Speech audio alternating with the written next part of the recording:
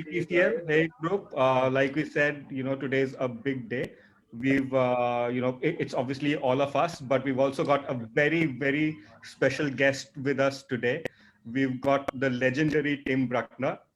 Say hi, Tim. Hey, kids. Yes. So, Tim's been on our group for a very long time now, and he's gracious enough to, whenever he sees some of his statues or action figures on display, he comes in, he comments, and he interacts with us. So I thought, why not just take just take a little step and ask him if he'd like to be on our group? And hallelujah, he said yes, and here we are. My pleasure. Awesome. That's great. So Tim, would you just, I know most of us are fans, and most of, like Dhiraj said, there are over 700 people, close to 1,000 people, and more on YouTube that will be watching this. But I'm sure quite a few of them might not, have an action figure that's been, made by you. So maybe just take 30 seconds and give a quick intro, and then we can move from there. Been doing it a long time. I'm happy to do it. It's been an interesting few years. Perfect. Awesome.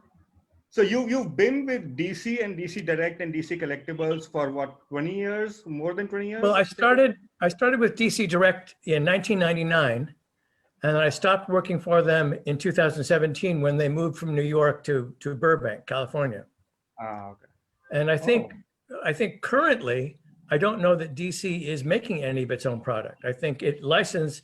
Part of the issue that they had was when they were in New York, they made everything themselves. When they moved to California, they started selling licenses to other people. And so it kind of slipped them out and put other people in charge. So now I don't think they make anything for themselves. No.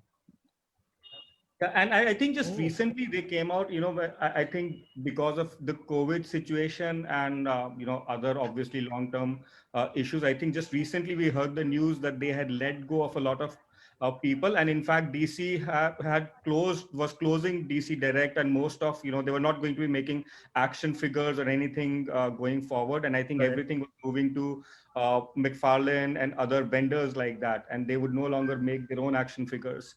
But, when I started out, a dream job would be to be an art director. And now it's just a step to someplace else. When you made product, when you worked with an art director, the art director and you both knew the process. You know what you needed to do, you know what you needed to bring to the company, you know how to deal with the company. And these days, it's not that way anymore, I don't think. I think that it's more companies like McFarlane and people like that are pretty much deciding what to make and make it. And I don't think that they're listening to the fans very much anymore. That's true, because we've been asking for a lot of stuff, but all we're getting, and I'm not complaining because I'm a fan, but all we're getting is Batman over the last 6 months. So, yes. That's a lot of Batman. You got to wonder, how many ways can you make Batman? Yep. There's just exactly. So my God. Yeah. There's the gold label edition coming, which is that one, the one with the weird glasses. Yeah. Which Ramnath really liked, and it turned out to be really. That it. Yeah. Well, and I don't know. Comic books used to drive it. And now it's exactly. movies and TV. Comic books don't really exist very much anymore. But when I started out, comic books, what determined the character, determined the story, all the surrounding characters. So it was pivotal to when the very first convention I ever went to was in San Diego, Comic-Con.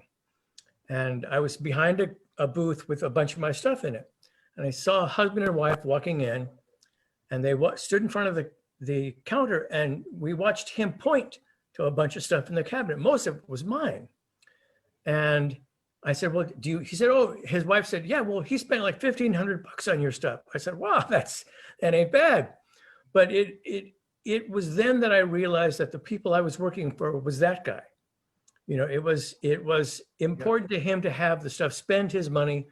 So what did he want? Not what I wanted to make or what an art director wanted to make. What did you want? And we spent a lot of time doing that. A very good friend of mine and art director, Sean Knapp, who worked at DC for many years, he and I would have discussions about what are they looking for? Why this Batman? Why not that Batman? What's Superman? What, it was always about what the customer wanted, because that was going to be who was going to buy it and pay our way.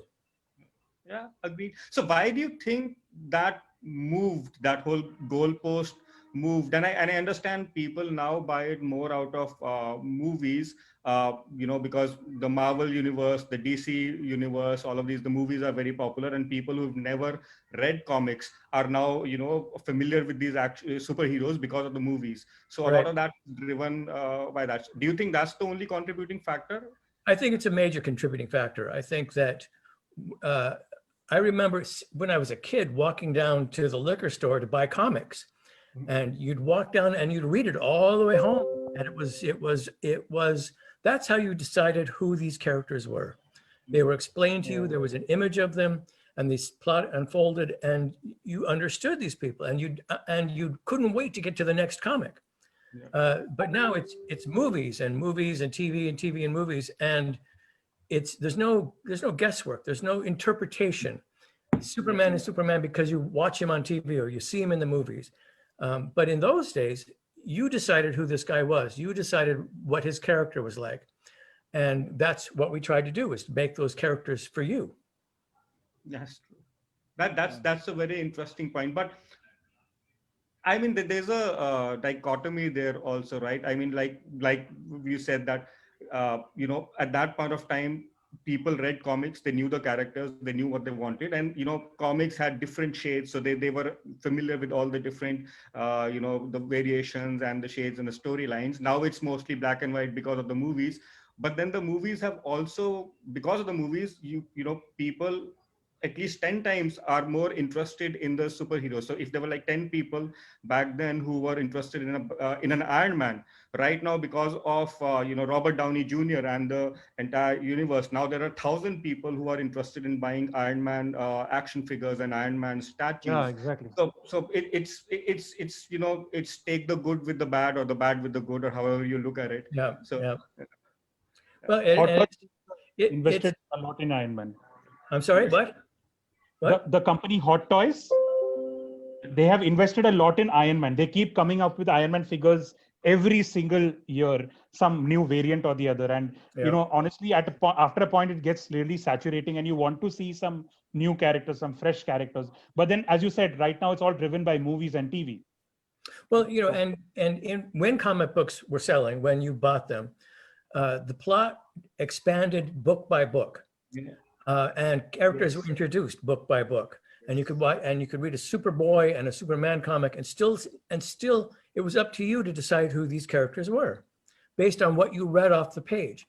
Now there's the special effects in the movies. It's over the top stuff that there's no time for you to imagine anything, because it's all right in front of you. Yeah, that's you don't have to use your brains. It's right. Yeah, there. this drastic shift from. Yeah, this whole drastic shift from the page, the visual media changed completely. Like earlier, you could it was up to you how much your imagination was the limit. Yeah. And now they are setting things up in previous movies already, so you know what is always going to come. Yeah, I think I remember buying comic books, and I remember trading them, and if some issues you loved, some you didn't care so much for, but the process of having it in front of you and reading through it and seeing the evolution of the character, I think told you more about the character than it told about you, or as much as about you. But these days, it's right out in front. It's in front of you on the screen, one way, TV or movie. You don't got to think a lot about it. It's just right there. And the bigger it is, the more special effects it is, the louder it is, the less you have to think about it.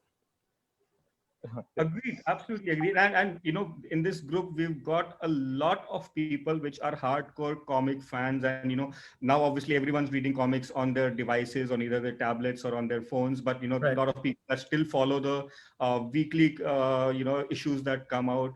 But that's one thing where I think, it's changed now. But I'm talking on your behalf to Nihal and Dhiraj and everyone else. But that's the one thing that we didn't have, say, even till around 10 years back or so. Because, like in the US, you have a lot of comic book stores and you get, you don't have to really worry about where the next comic will come in. In India, because all of it is imported, we don't really get those, the weekly issues. We would generally just wait for the trade paperbacks, when the whole storyline is finished, it gets compiled into a paperback. And then even when it's done as a paperback, it'll take maybe a couple of years for it to hit the Indian shores. And that's when we'll be able to get it. So I think with, it moving to the digital medium has really helped all the comic book fans here, because otherwise physical copies we really won't get at all. Well, and two, when we first started out, and when DC owned its own product, made its own product, you could design something off of a comic book. I mean, some of the things that we worked on never appeared in a comic book at all. The Superman behind you, DC Dynamics, that we designed it just because we thought it would be cool. But it never. Tim, really, I want to know the inspiration. We all want to know the inspiration for this line. I do. I love these. This is my. This has got to be my favorite line. This is absolutely favorite line. Absolutely favorite line. So, who conceptualized? Let's do something like this. Who came up with the idea? Well, I designed the dynamics, but Sean Knapp and I designed a lot of stuff, statues and action figures that didn't appear in comic books. That we thought the audience knows the character well enough that we can move it around a little bit. We can have a little bit of fun with it, and it's still Superman. It's still Batman. Years and years and years ago, Alex Ross. What's his name? Oh crap, I can't think. The other illustrator who did a lot of Wonder Woman stuff. Anyway, Adam Hughes. Adam Hughes, that's right. Hello, Ayush. Hello. Yes. There's another member of our group, Ayush. He designed a statue and turned it in, and some of the DC people thought he wasn't designing big enough, and so they said, no, we're not going to do it. And we had a big phone conversation, and he said, well, I'll come up with something. And he came up with the idea of Wonder Woman fighting the big dragons. It was a perfect design because it looked good from every angle. She was good, the dragons were hot. It was just, but he designed it. It didn't appear in a comic book. It was something that he designed originally. And a lot of the stuff that we used to do in those days was imagination based on the character, but not necessarily appearing on the page. That's awesome. That's a very interesting story. And I love that, Wonder Woman statue. It's gorgeous. So, and a hell of a nice guy too. Really a nice man. So it worked out great. Damn, that's amazing. Perfect. That's good to hear. I mean, his the DC Cover Girls line by Adam Hughes, that was also, awesome. Some of the best amazing. Yeah, he's a really nice man, but a hell of an artist, really. He thinks like an old time pinup artist. Like his art has that aesthetic to it. So even the Power Girl that I own and you. Yeah, he brings a lot of tradition with him, which is great. Yeah. That's brilliant. I mean, some of the ladies are absolutely gorgeous. But, yeah. So, Tim, I know I don't want to put you on a spot, but what's your favorite line? What's the one favorite line or one favorite statue or action figure that you worked on that you hold very close to your heart? Could be because of the art, could be because of a story behind it or whatever. I got to say, the DC Dynamics line was the most fun for me because we got to explore, you got Joker in there, in this big cloud of green smoke. Yeah. And the take is that Joker is evil, but he enjoys it so much. He enjoys being evil. And everything that we did was to show how much pleasure he took at beating an asshole. But we did things in that line that I don't think we've done since, and certainly I had never done, is to combine the translucent speed motion with the physical character. When I was doing the Supergirl for Dynamics, I I went out, it was a nice sunny day, and I went outside, I closed my eyes, and I spun around, and I'm thinking, you know, if this is a girl who's never flown before, she's going to enjoy the hell out of it. And so and originally her eyes were closed, and DC had us open them up, which I think didn't do one way or the other, but it was just a lot of fun. We had a great time doing it. It's brilliant. I mean, just like you said, just the unbridled joy on her face. It's brilliant. It's beautiful. I mean, that's what, you know, if you could wake up one day and fly, wouldn't you just enjoy the hell out of it? I'm scared of heights, so maybe I won't, but the others will. Oh, I would love flying. Tim, that brings me to a question. Since you spoke about how you wanted the eyes closed and DC didn't allow it. Also, this figure that you sculpted has that neck joint, which you don't really like personally, I believe. Is there something, you know, I know this is like very, could be a weird question, but are there any other decisions by DC Direct that were taken that you personally did not like but had to go through with? Because I mean, you know, it wasn't my company. You know, I was there to interpret, which I did all the time, but there was stuff that you worked on that you thought this is just awful, and this stuff you worked on we thought this is brilliant. But you always, in the early days of toys and action figures and statues, it was a collaboration. You really worked with the designer, you worked with the art director, and you tried to make it the very best piece you knew how to make. And sometimes a head had to turn, and you didn't want to have to do it, but it had to turn. And Alex Ross's Superman action figure line wasn't very articulated. I think the shoulders, the hips, and the neck barely have any. Whereas, you know, I think early on in DC, Marvel was coming out with action figures that were like 23 points of articulation. And we thought, well, we can do that. So we tried it, and I think we came up with 22 points of articulation. Almost everything moved, and it looked like hell. So we stopped. Oh.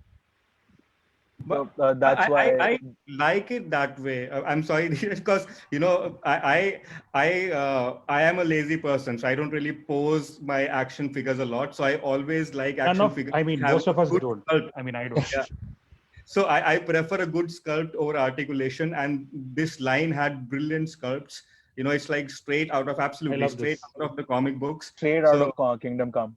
Yeah. Well, you know, I met Alex years ago in Chicago, and when we were working on it, he had models that he used to pose for him, and he sent me a bunch of 4x6-inch pictures of all the people that he used, and it was interesting because the characters that he developed were nothing like the characters that he used as an inspiration. But you know, he was a remarkable artist, and very brought realism to comic illustration like nobody else had done before. Nobody else has done. Nobody. Yep. So it was, and he worked in paint. I mean, he painted and watercolored, and every piece of art was like a poster. And he really, he captured that beautifully. It really was. I mean, you've said it absolutely accurately, like a poster. Or just flip through Kingdom Come or any of his books and just open any page, and it'll just be spectacular art, regardless of what panel, what's happening. It might not even be superheroes. It'll be just two people talking to each other, regular civilians talking to each other, and it'll be beautiful art. Yes, his work, and Marvels and Kingdom Come, these two especially. Yeah, and he understood the dynamic of seeing something like that. He understood, you know, you could look at his stuff and you could tell who was listening. Yeah. That ain't easy. So true. That is so true. You know, but I think one of the things that sets his art apart from everybody else is that there's such a degree of humanism in it that even the characters that are super beings still have human qualities. Exactly. And that's what we really tried to do with all the toys and action figures, is find something in that would make you want to be like that or want to have that. And I've seen collections these days, rooms and rooms and rooms of stuff. And it's generally always from the 90s, 2000s, 2005s, but you very rarely see anything from now in collection. Yeah. Unless it's movies. Yes, that's true. Yes, yes, that's very true. But it's that just also brings me to this another question. I'm sorry if I'm butting in, but since we also spoke about sculpt over articulation, have you seen the new sculpts for the new McFarlane toys? Have you wanted to have a look at them? Well, what do you have? Do you have an opinion on that? My take on this stuff has changed pretty dramatically. I mean, when you're in it every day, I used to work like 12-hour days, easy.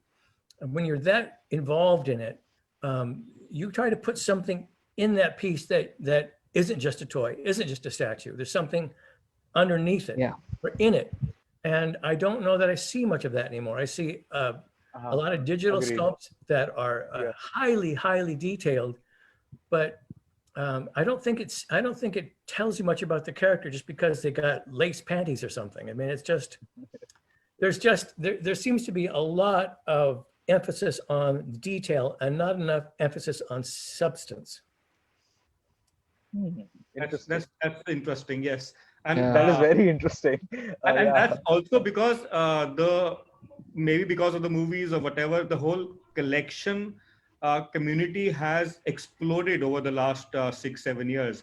I mean, there were it used to be a very niche community, but now almost everyone, wants to buy the next big statue that comes out, and the next Batman, Iron Man, Wolverine. These are the three that always get churned out, day after day. So I think now the companies are just after a cash grab. They don't have the time for someone to, manually sculpt it and take time. They just want to, churn out statues after statues. So well, it's an interesting dynamic is that almost every company that makes toys or statues does it digitally. Yeah. And it used to be that you use digital because it was cheaper, they said, but you have to pay somebody to design it, have it outputted, mold it, cast it, paint it. So the only difference is you're using a computer as opposed to somebody's hands. Yeah. And I think it emphasizes texture more than substance. I think you can see Superman's suit has got all this stuff all over it. And in the old days, it was just a leotard, and boots. Yep. True. Yeah.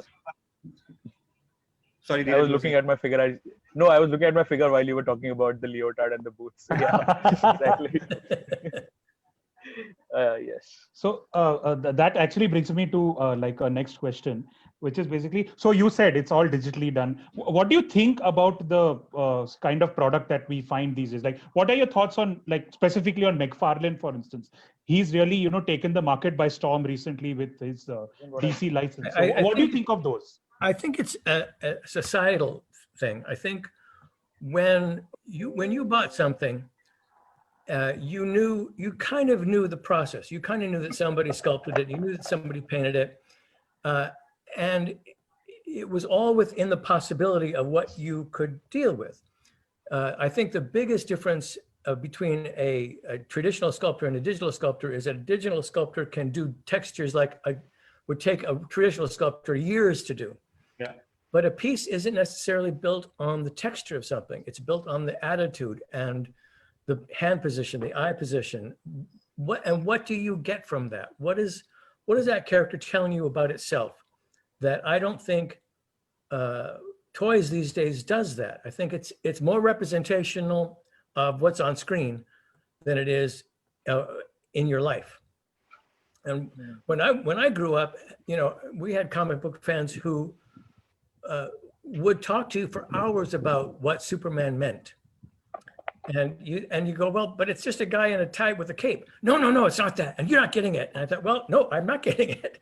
But it was a much different world. And yes, you're right. Everything's digital, comes on tablets, comes on computers, comes on TV, comes on movies.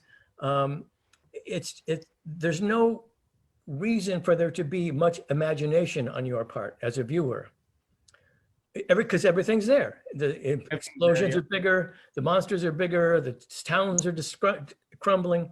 But but when I was a kid, you had to really use your imagination to make that thing. Sorry? No, I think there was some disturbance. Well, you know, when I grew up, George Reeves was Superman, black and white TV. Yes, first, George Reeves. Yeah, and he wasn't very muscular, but he looked like the comic book guy. And so you gave him the credibility. If he looks like Superman, he's got to be Superman. But you know, it's not that. And you know, I'm old and tired, and I don't play that game. It's just not. It's not there for me. I think it's just a reflection of where we are also as a society right now. Everything needs to be bigger. Everything needs to be brighter and stuff. And I think the comics and statues, everything just reflects that. So we've left subtlety long back, Tim. There is no more subtle in our you need bang for your buck, as they would say. Yes, that's true. You know, when he flew, you knew he was laying on something with his arms out, but you knew that was not real, but you were allowed yourself to imagine that it was. Yeah. And I think that's I think one of the big problems with toys and statues today is that there's no need for you to join in. You either like the way it looks or you don't, and that's it. It doesn't remind you of anything necessarily. It doesn't remind you of your sister, your brother, your friend. It's just the thing it is. Now, granted, they're remarkably done. There's tons of texture, and I've seen digital sculpts that in reality that could never be. You couldn't make that thing, but it's digital, so it's not really something you have to contend with. You know, when we first started out, there were things that you couldn't do because they couldn't be manufactured. There's a couple of times that we used translucent plastic in something, but that was a stretch because you had to have a factory that would do that stuff, and not many did in those days. And now you have statues on every form. You've got, you know, translucent statues, completely transparent ones, and, you know, with different things happening. So yeah, I get that point. I think there was just more love and effort poured into the collectibles and statues back then, and now it's more of a factory output that's coming out. So well, I think that,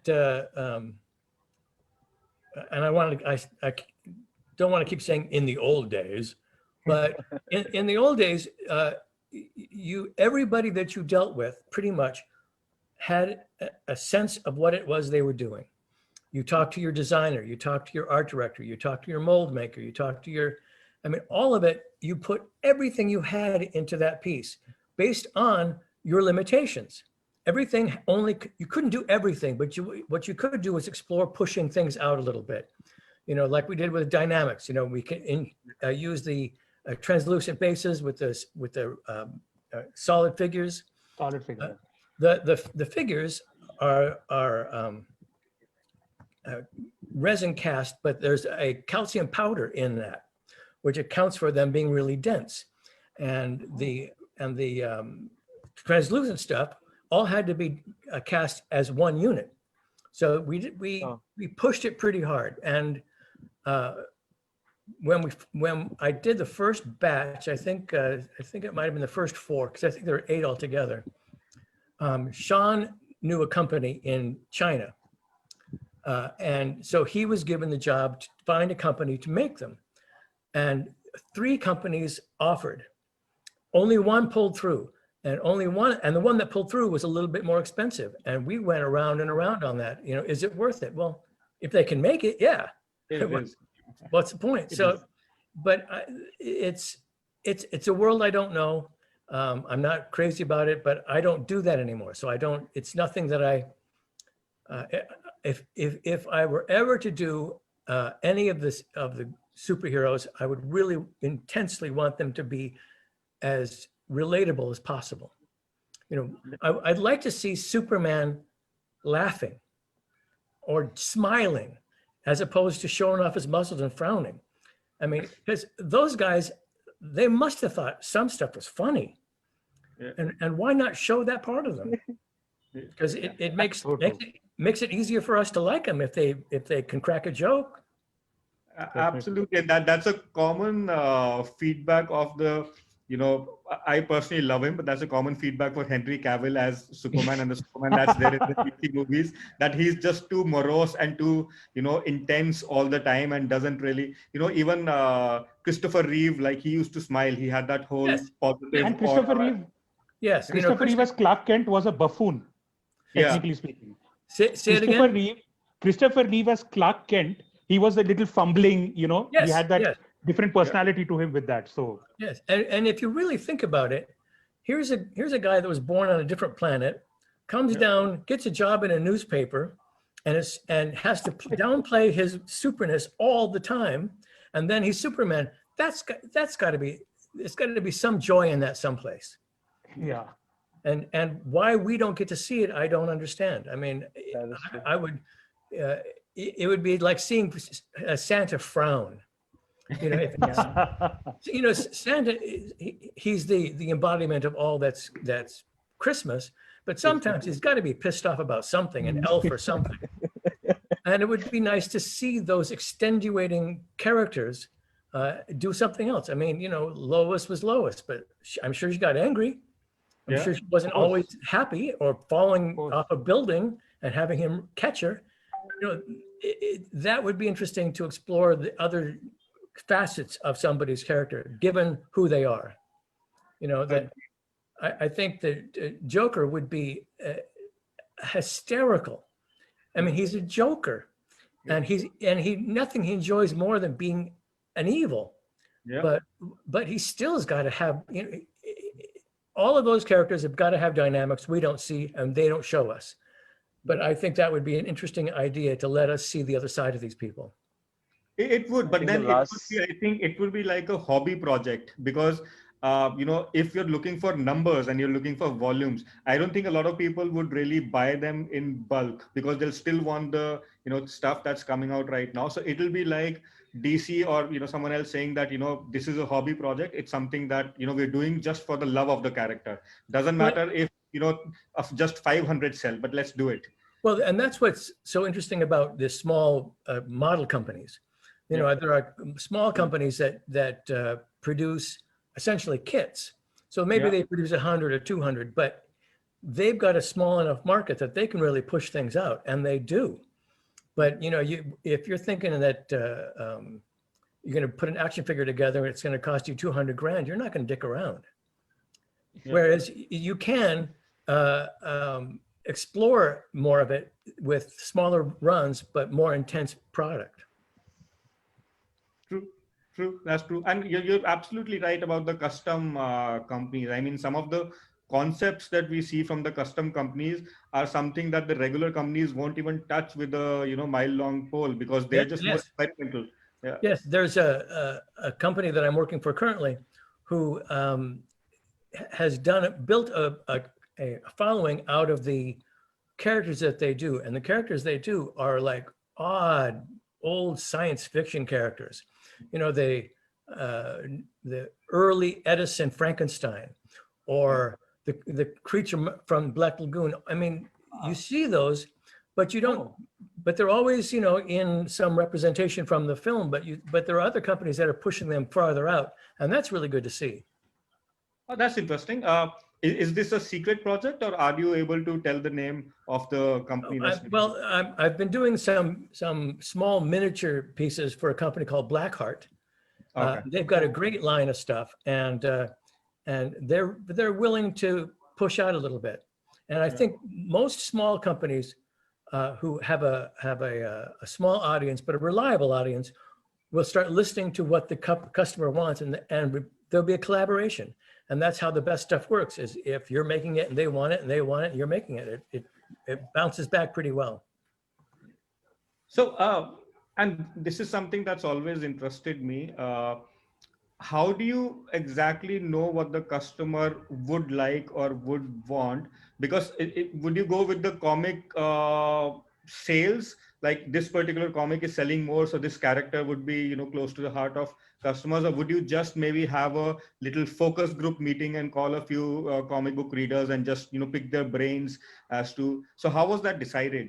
Well, there were star illustrators, Alex Ross, Adam Hughes, Jim Lee, and there's, another couple of handfuls of guys who were well known for what they did. And part of what they did was design outside the box. They took a character and they changed it a little bit. And so you work with your designer, and then you work with your art director, who is your direct link to the designer. And together you collaborated on made this piece. When I started sculpting when I was 17 professionally, and I started sculpting in wax, and it saved my ass because virtually nobody I knew when I was coming up sculpted in wax, sculpted in plastic clay, but very few people, because it's a demanding exercise, and it takes a lot to put it together. And then molding and casting, all those elements, if you know what you're doing, you can push it further out because you know what they can do. And that's part of the thing we tried to bring to it, was push the manufacturer a little bit farther than they'd be willing to go on their own. And that always worked well, always did. Awesome. So that's interesting. At 17, you turned professional. So what are some of the first few characters that you sculpted? Was it superheroes or was it something else? Well, I started sculpting for a jewelry store, rings and necklaces and pendants. And then I started going freelance. And one of the first freelance jobs I did there's a movie called Crocodile, and also a movie called Joe Panther. And for the Joe Panther, they wanted me to sculpt a life-size alligator suit. But the problem was that an alligator's back legs are not like human back legs. And so we had to make an adjustment. And the producers decided that it would be cheaper for them to pay to have an alligator suit made than replace the dog that they trained to fight the alligator. And then from that, I went and did art directed 5 sculptors, and we worked on the alligator for the movie Alligator, which was 23 feet long or something. It was It was massive. And originally they were going to have there was a pair of Korean twins that were going to run the inside of the alligator. One guy would run the front legs and the jaw, and the other guy, his brother, would run the back legs and the tail. And it took them a couple of years to find the funding for the film. The inside of the alligator was foam rubber and bamboo, and the foam rubber deteriorated. So if you see the movie these days, you'll see the alligator head come in with his jaws open, and actors will throw themselves into the jaws, and then you'll see the tail, but you'll never see the whole alligator because it just doesn't exist. Oh my God, close-up shots. But I mean, when I came up, all you had to do was say yes. Yeah. And then you had to figure how to do it. And that served me well for a lot of years, because I just didn't think there was a point that I couldn't accomplish it. And so I did. And I was stupid and ignorant, but it worked. So you had the exuberance of youth. That's long gone, my friend. Oh.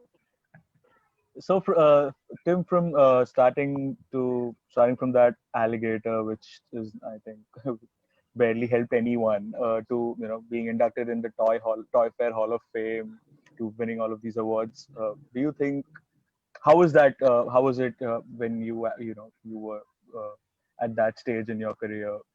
When that happened in 2009. It was it's always a pleasure to be recognized for what you do. But to be honest with you, you're way too busy to give it much credibility. I mean, if you're producing like you're meant to, you're working 12-hour days, 7 days a week.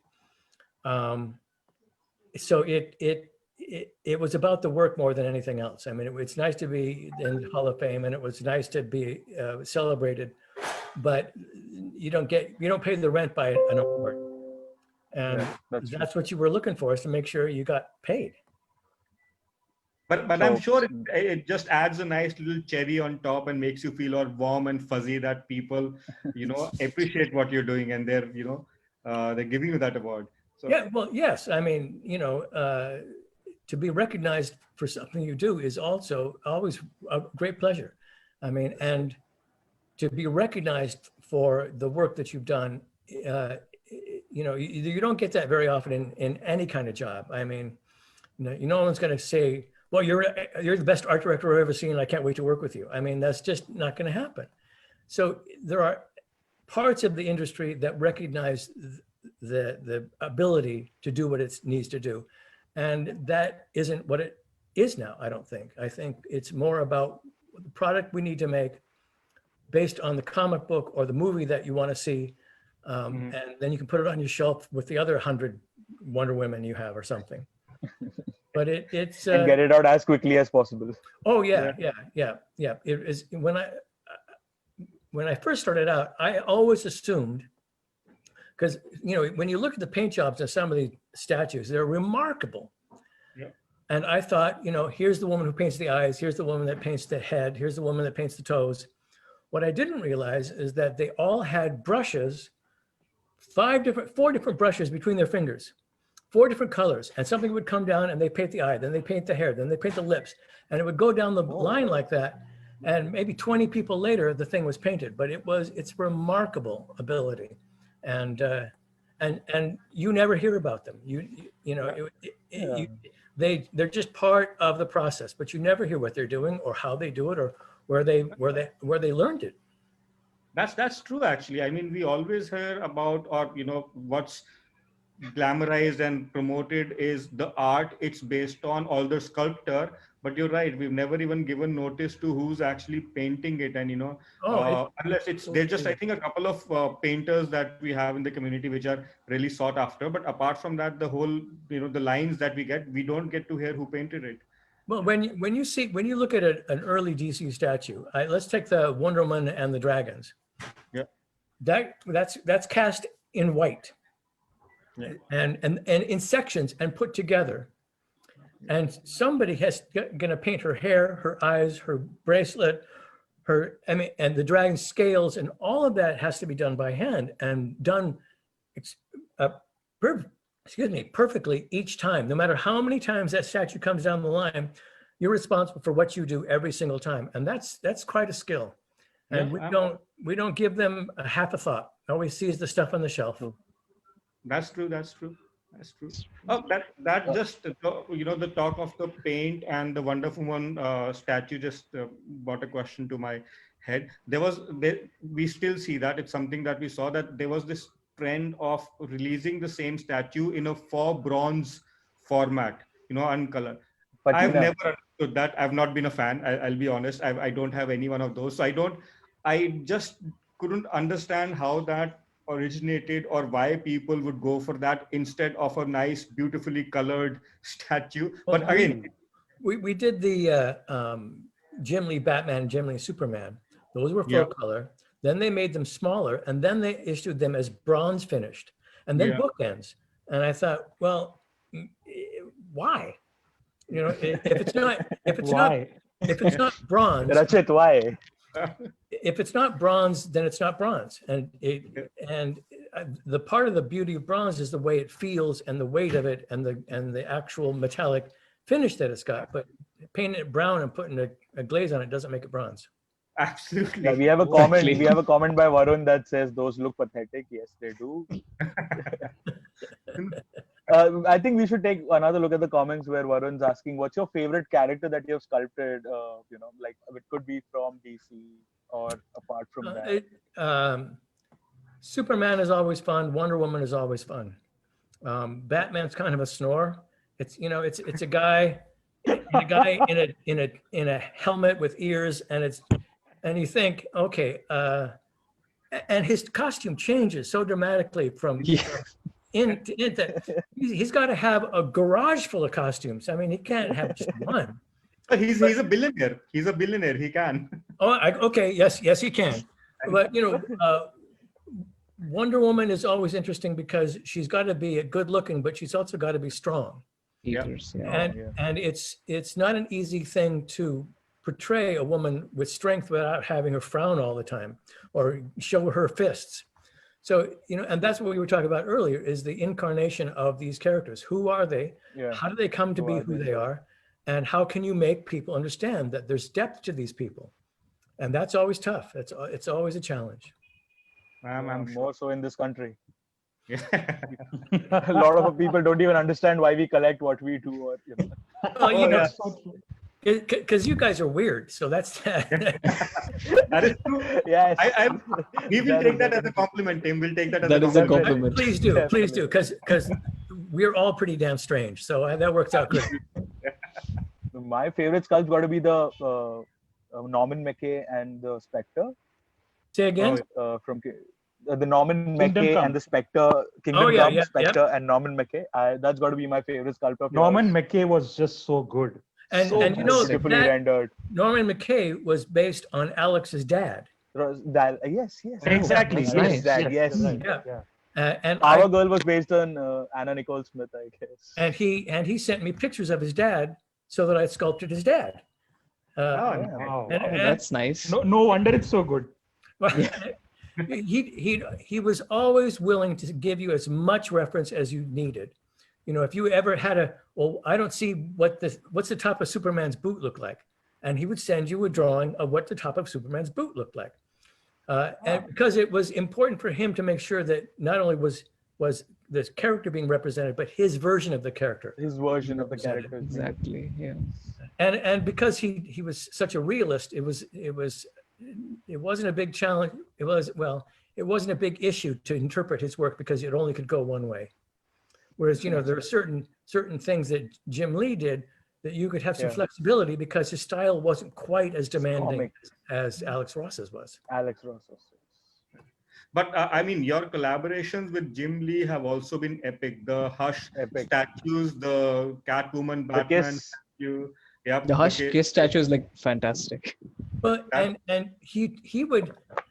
you'd have a set of drawings. They would be turnaround. So you had it one way, then the other way, and then he would also play with details. This is what her belt looks like. This is what her glove looks like, and that was invaluable because you couldn't always see it in the comic, but he would supply you with the information that he saw in his head. This is what they need to look like, and that was brilliant. So the base sketch was always the first sketch, and then he would give you references based on the opposite look. We would get a sketch based on if it was an action figure or a statue, what the pose was supposed to be. So was her hands on her hips, or was she doing something else? That turnaround would be, this is how it looks from side, back, front. But then he would fill you in with details about the glove or the belt or her hood that wasn't really evident in the turnaround drawings, but what you needed to know to be able to sculpt it.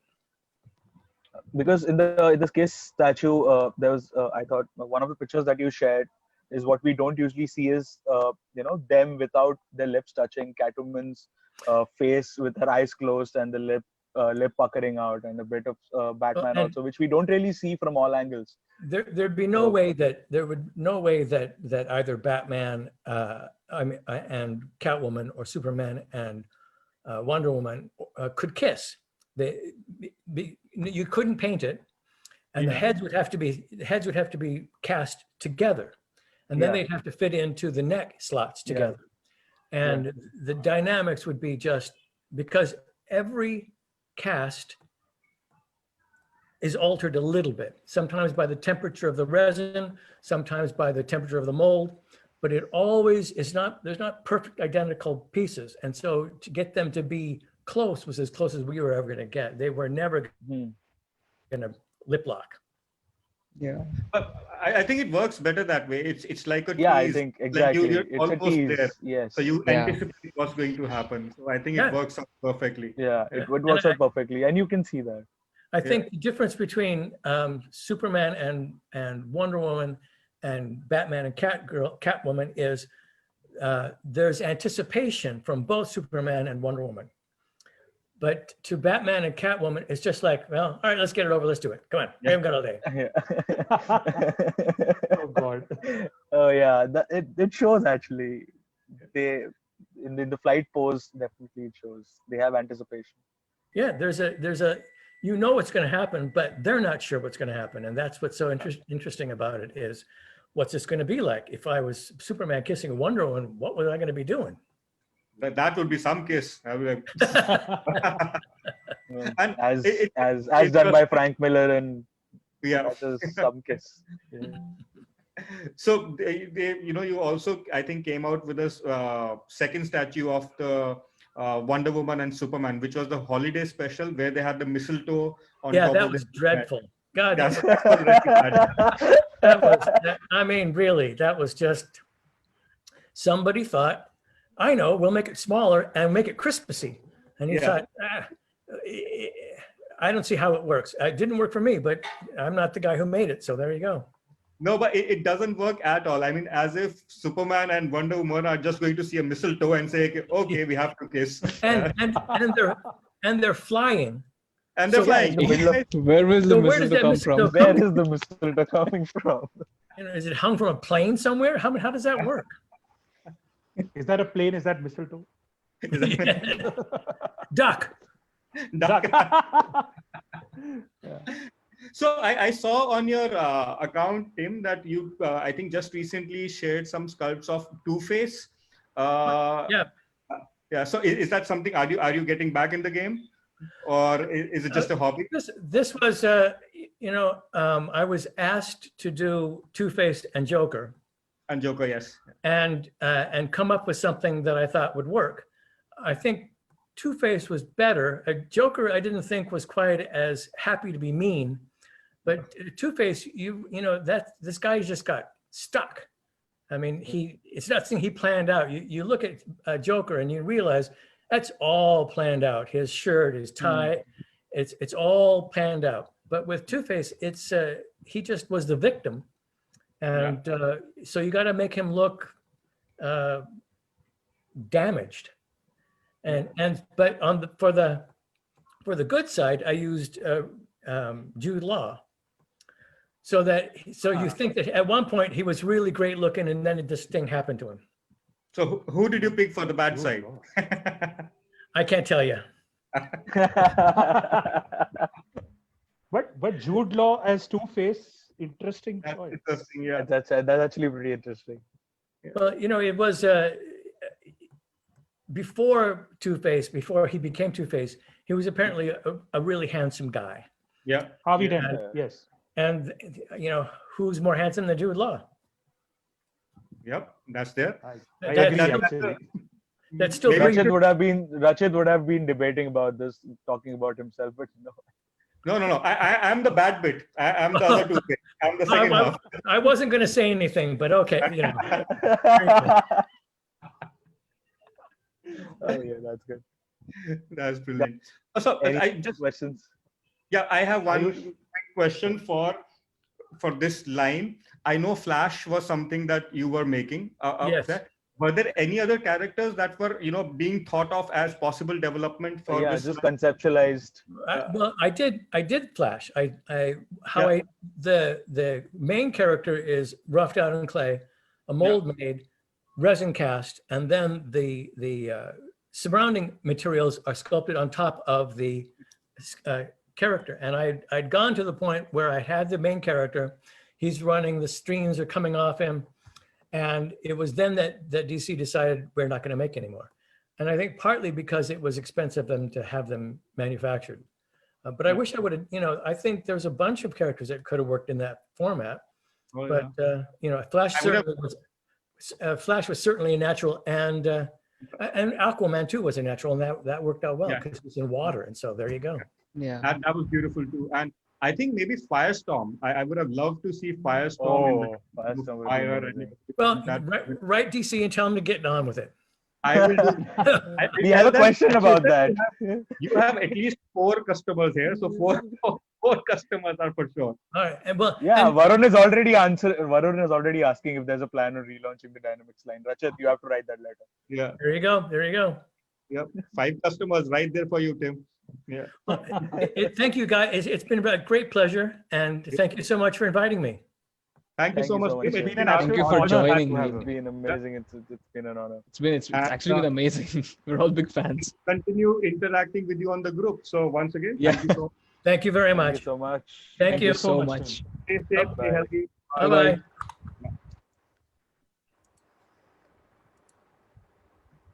All right, so guys, that was quite nice. That was spectacular. Yep. Oh my God. I was just trying my best to not embarrass myself, so I just shut the fuck up. I know you were just sitting in a I corner. was like, भाई चुप बैठेगा मैं औकात में रहेगा नखरे नहीं करेगा इधर